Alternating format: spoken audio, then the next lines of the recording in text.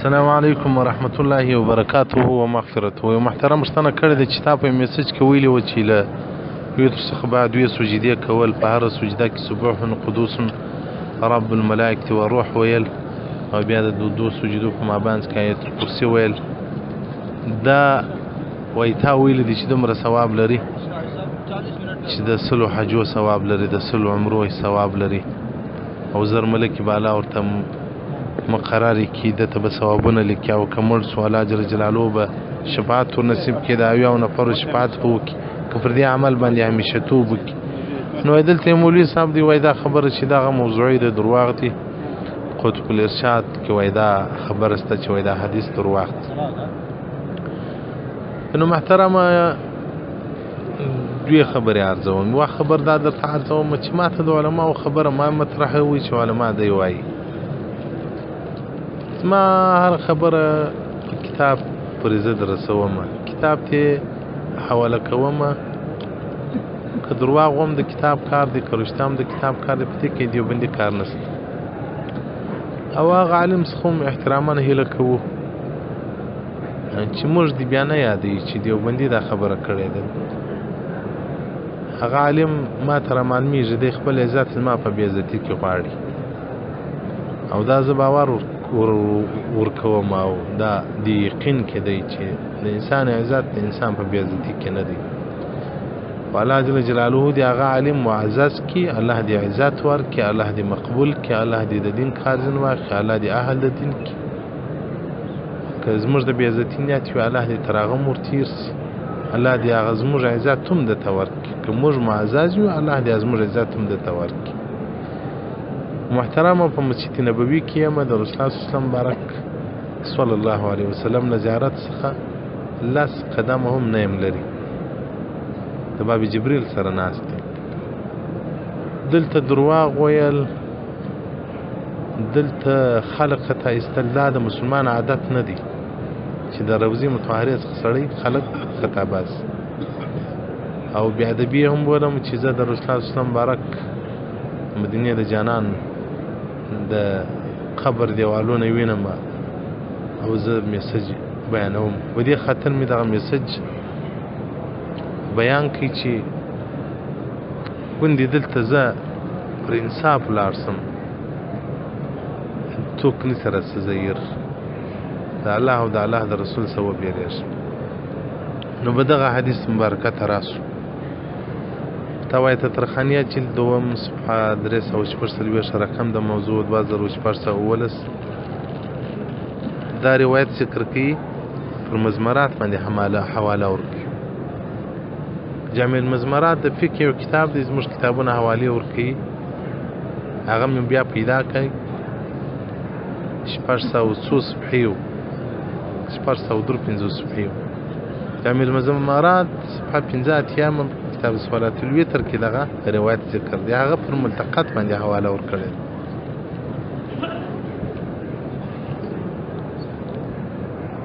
او له دوبۍ څخه یو عالم وخت د قطب الارشاد سوران راته راواستول چې دغه حدیث میا فکر الله رحمت الله علیه وایي دا موضوعي دی.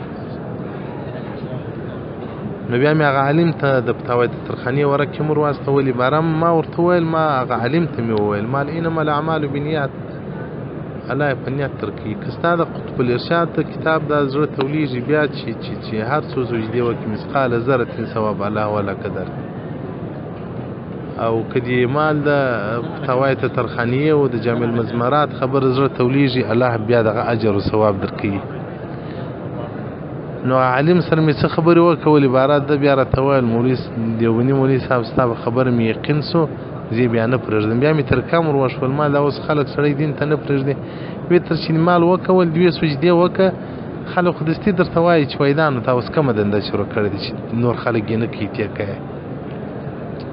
اوس خو موږ دلیل په خلکو وایو. او بل ورځ مې په بني سعد کې د طیب څخه وتلی وم، هغه مځکې ته ولاړم چې د رسول الله صلی الله علیه وسلم هغه د ماشومتوب د کوچنیوالي حالات وه چې حلیمه رضی الله عنها مبارکې دی وړی و. نو هلته د هندوستان مؤمنان مسلمانان راغلي وو دغه ځای ته، تصویران اسمان د تصویران ما اخلي په د حرمینو کې اخیستل کېږي نو که ناروا وای دوی به غږ ورته کړی وای بارمال خیر را آباده بیا کړي بارما دعا شروع که ما تېر راسئ دعا وکړو نو خلک خو اوس دین په خلکو پېژني وای خلک یې نه کوي نو مې عالم ته ویل ما له د وترو بعد دوې سجدې وکړه خلکو ته دا بنیاد ورکړه سجده سهو مې وکولې باره ته خپل کار کوه خپل ثواب ته ځان رسوه دلته یو شی باید محترمینو موږ په ذهن کې کړو هغه لکه څنګه اوس ګوره یو حدیث مبارکه دی مرقات جلد نم صفحه 150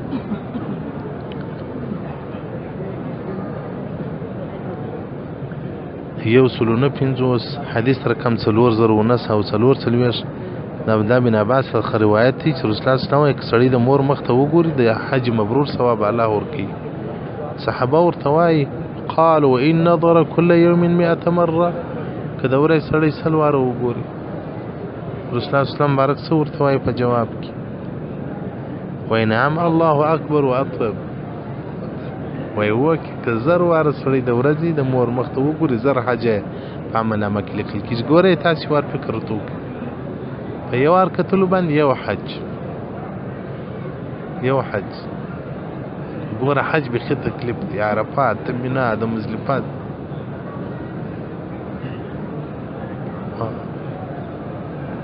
نو په یو وار کتلو باندې مور ته د یوه حج ثواب الله سړي ته ورکوي او سړی له ګناه الله پاکوي نو دا چې خپل رب ته سجدې دي او بیا پاکې د رب توصیف د رب پاکي بیانول دي سبحان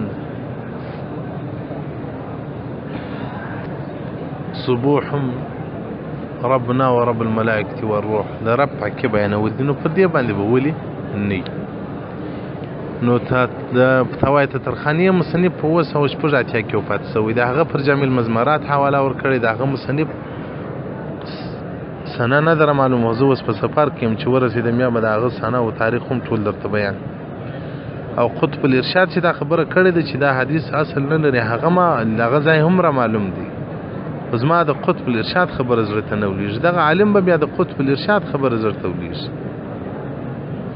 نو زه چې خلکو ته وایم خو د تطرخانیه حواله ورکوم هغه حواله دي د عالم دی هغه تطرخانیه وګوري فتاوی تطرخانیه د قطب الارشاد خبره مني زه د فتاوی تطرخانیه خبره منم قطب الارشاد میا فکر الله د جلال آبادی وفات شوی دی رحمت الله علیه شاه عالم تیر شوی دی او فتاوی تطرخانیه د هندستان یو عالم په 1980 هجری کې جوړه کړې ده او میا فکر الله رحمت الله علیه مبارک 200 کال مخکې به تیر شوی نو دغه عالم څخه هم دغه درخواست کوو چې نو بیا دې دیوبندي نه یادېږي داسې دي بیا وایي چې فتاوی تطرخانیه دغه ځای کې غلطه ده دیوبندي دې نه غلطي دیوبندي خو تطرخانیه ته حواله ورکړه نو الله جل جلاله دې موږ ته توفیق راکړي انما الاعمال بالنیات زه کوم محترم مسجد نبوي کې هم کوم په مکه مکرمه کې هم کړی کله کله میر صفات په کور کې د ژوند عادت یې ګرځوم ځکه دغه حدیث ما په ذهن زما په عقیده زه صحیح بولم نو الله به ثواب پر رحم کې او هغه څوک چې وایي صحیح نه دی دغه سره زموږ څه کار نشته هغه خلک دي د خدای په لیاز دومره وکړي قطب الارشاد دي ټول عمل وکړي چې قطب الارشاد د تصوف کتاب دی هغه دي نو بیا عمل وکړي او کدی دغه یو ځای جن راخي ما په ملامتي ما ورته نه شي په ملامت ولای قطب الارشاد ما کتلې دي فتاوی تطرخانیه مې کتلې ده جامع المزمرات لرم